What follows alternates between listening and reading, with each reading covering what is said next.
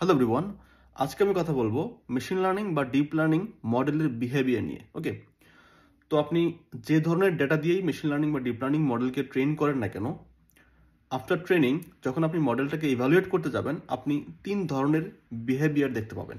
ওকে, তো এই পসিবল 3 ধরনের বিহেভিয়ার হইল ইদার মডেলটা হইতে পারে বেস্ট ফিট, অথবা ওভারফিট, অথবা আন্ডারফিট। ওকে, তো এই 3 ধরনের যে কোনো এক ধরন আপনি দেখতে পারবেন। ওকে, তো তাহলে এগুলো নিয়ে কথা বলা যাক। তো ওভারফিট কি?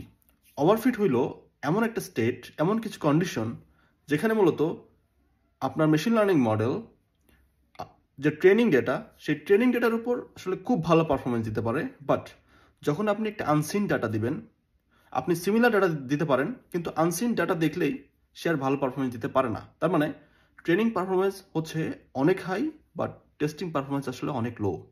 এই সিচুয়েশনটাকে বলা হয় ওভারফিটিং। ওকে, তারপর আরেকটা সিচুয়েশন হতে পারে, সেটা হচ্ছে আন্ডারফিট।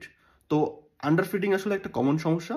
সেটা হচ্ছে যে যদি আপনার মেশিন লার্নিং মডেলটা ট্রেনিং এবং টেস্টিং বোথ কেসে পারফরমেন্স যদি অনেক লো থাকে, ইট মিনস ও আসলে ভালো শিখে নাই, সো দ্যাট ও ভালো প্রেডিকশন করতে পারতেছে না। এটাকে বলতেছে আন্ডারফিটিং। তো আমাদের আসলে ওভারফিট বা আন্ডারফিট কোনোটাই গোল না। আমাদের মেইন গোল হচ্ছে আমাদের মেশিন লার্নিং মডেলটা যেন বেস্ট ফিট হয়। ওকে, তো আপনি কিভাবে বুঝবেন যে আপনার মডেলটা বেস্ট ফিট?